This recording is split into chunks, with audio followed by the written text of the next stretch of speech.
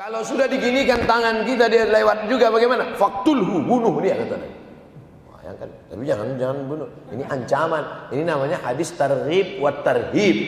Hadis ancaman dan motivasi itu tidak dipahami secara tekstual.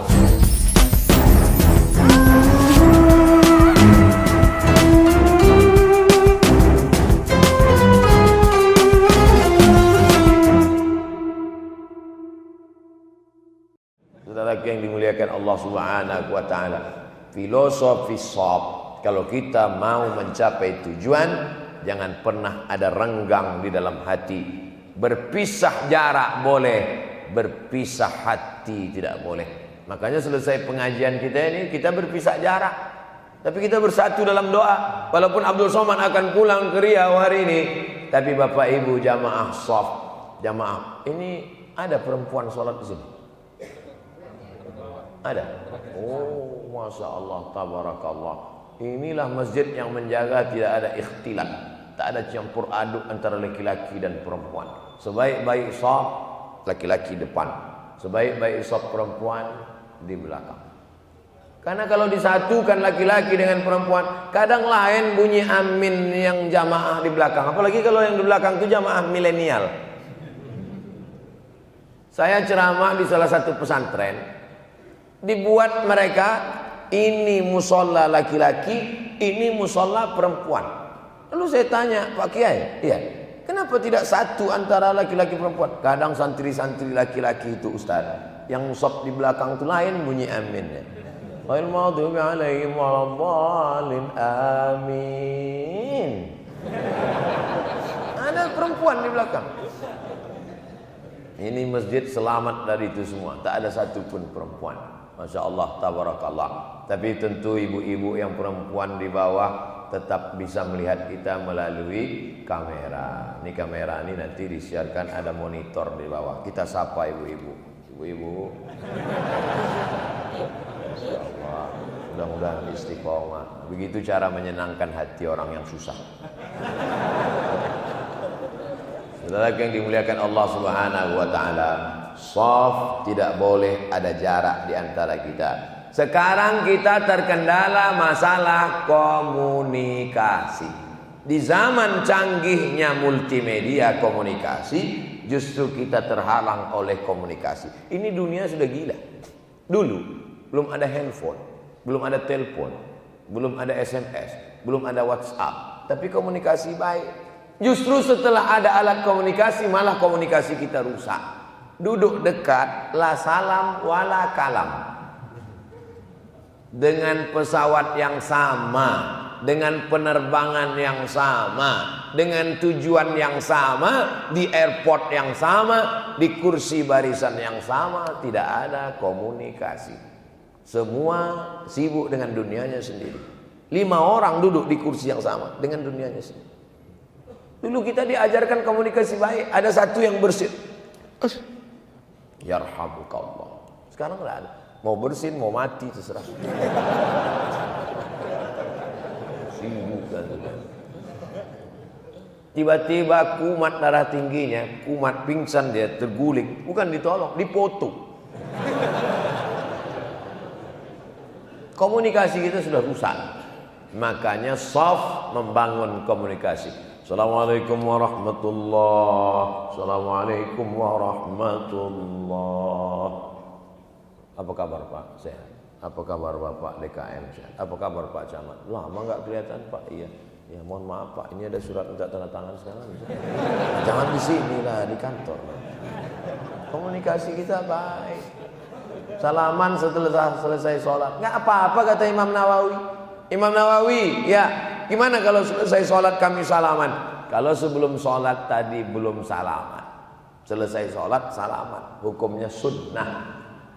Sebelum sholat tadi sudah salaman, habis sholat salaman lagi, mubah. Salaman selesai sholat itu hukumnya 2, sunnah dan mubah. Yang nggak boleh itu sedang sholat salaman. Allahu Akbar. Sehat Pak Camat. Batal sholat. Satunya shaf, jangan sampai ada jarak. Ini kalau mau mencapai tujuan. Saya seumur-umur hidup baru ini dikasih ceramah yang judulnya pendek, soft. Tapi filosofi soft ini luar biasa. Dengan soft kita on time, tepat waktu karena mencari soft yang pertama di depan. Dengan soft kita tidak lagi bisa membedakan, boleh membedakan mana kulit hitam, mana kulit putih, mana raja, mana bangsawan, mana orang kaya, orang miskin, sama di hadapan Allah. Dengan soft kita diajarkan tidak boleh ada celah waktu kosong, karena kalau sudah kosong pasti diisi oleh setan. Jangan sampai ada waktu kosong. Waktu kosong dari zuhur ke asar, dari zuhur ke asar diisi dengan zikir subhanallah walhamdulillah wala. Sekarang sedang pengajian, habis pengajian tanya jawab, habis tanya jawab ada aktivitas. Hari apa hari ini? Hari Rabu. Ini bukan hari libur. Ini pasti banyak yang terlambat masuk kantor nih. Baru aja ceramahnya on time, udah terlambat. Gimana mau maju? Jangan salahkan saya, salahkan pengurus. Kata pengurus jangan salahkan kami. Ustaz Somad waktunya cuma ada hari Rabu.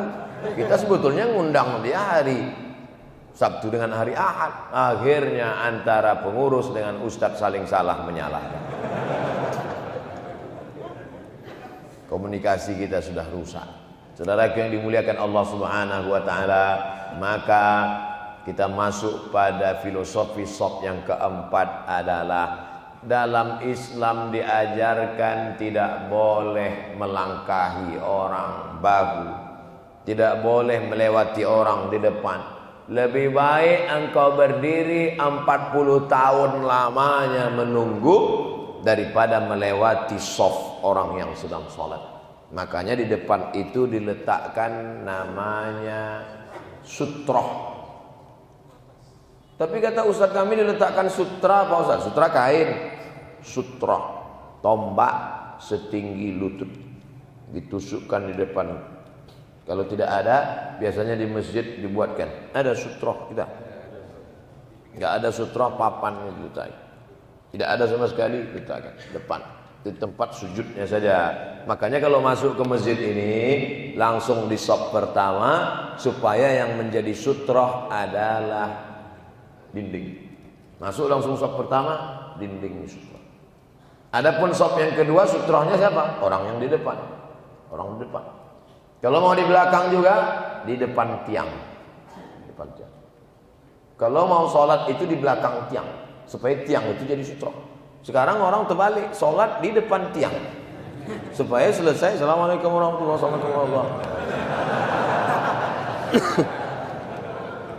Yang dekat tiang jangan tersinggung. Beberapa jamaah tersinggung dengar ceramah saya, begitu pulang langsung sakit hati. Nah, makanya tentang masalah hukum sutroh ini memang ada perbedaan. Kata Nasiruddin Albani dalam kitab Sifat Salat Nabi, sutroh hukumnya wajib. Wajib kata dia sutroh. Kalau tidak ada sutroh berarti haram, wajib. Sedangkan kata Syekh bin Baz, Mufti Saudi Arabia, hukum sutroh sunnat muakkad. Artinya apa? Tidak boleh menyakiti orang, tidak boleh mengganggu orang. Apa salahnya? Bukan saya injak kakinya Ustaz, bukan saya duduki kepalanya, saya kan cuma lewat di depan dia. Begitulah halusnya ajaran Islam. Sampai lewat di antara dia dengan tempat sujudnya, tidak boleh. Jadi yang tidak boleh kita lewati itu antara dia dengan tempat sujudnya. Adapun dari tempat sujud dia ke depan itu nggak apa-apa. Jadi kalau bapak sholat di sini, kiblat di sana. Jadi bapak tidak boleh yang sini saja dari kita tempat sujud. Kalau ada orang lewat di depan kita gimana? Untuk mengamankan dia, menjaga dia, jangan sampai dia berdosa. Kadang yang ini nggak ngaji, kita luruskan tangan, dia pula salah menawar. Itulah enaknya kalau kita sama-sama ngaji. Yang di sop ngaji, yang lewat ngaji. Ketika kita gini kan dia tahu, oh dia sedang sholat. Tapi kalau yang satu ngaji, yang satu nggak ngaji, akhirnya komunikasi kita rusak dan kacau. Filosofi sop bahwa tidak boleh mengganggu. Gimana kita mau mencapai tujuan kalau sikut menyikut diletakkan di depan menanduk, diletakkan di belakang menendang, diletakkan di samping menyikut, menanduk ke depan, menyipak ke belakang, menyikut ke kiri, menyikut ke kanan, menyundul ke atas. Kalau ada teman model begini, tunggu aja hari raya kurban nanti. Bismillahirrahmanirrahim. Ini sifat-sifat kambing. Sebenarnya waktu menyembelih hewan kurban itu kemarin apa filosofinya? Kita sedang memotong sifat-sifat kebinatangan kita. Sifat-sifat kambing kita dipotong. Sifat-sifat sapi yang tidak peduli itu dipotong. Sapi yang dibawa ke Jakarta di truk yang sama, dari kampung yang sama, diikat di masjid yang sama, 10 ekor sapi. Ketika satu sapi disembelih meregang nyawa bersimbah darah, 9 sapi itu tidak ada satupun yang peduli. Cuek aja deh. Yang makan tetap makan. Mau minta tolong dia cuek. Islam mengajarkan kita peduli. Lewat orang peduli. Kalau sudah diginikan tangan kita dia lewat juga bagaimana? Faktulhu, bunuh dia katanya. Bayangkan, tapi jangan bunuh. Ini ancaman. Ini namanya hadis targhib wa tarhib. Hadis ancaman dan motivasi itu tidak dipahami secara tekstual. Makanya baca hadis harus baca syarah penjelasannya. Jangan nanti bila ada orang lewat di depan maka luruskan tangannya. Kalau dia lewat juga bunuhlah dia. Kebetulan bapak punya pistol. Lewat juga ada bom mati. Tangkap. Kenapa anda bunuh? Begitu ceramah Ustaz Abdul Somad. Berarti memang betul Ustaz Somad ini Ustaz radikal. Padahal yang salah bukan saya. Dia nggak punya pulsa. Nontonnya nggak selesai. Saudara yang dimuliakan Allah, kita diajarkan filosofi soft. Innallaha watir, Allah itu maha ganjil. Yuhibbul witra, suka pada yang ganjil-ganjil.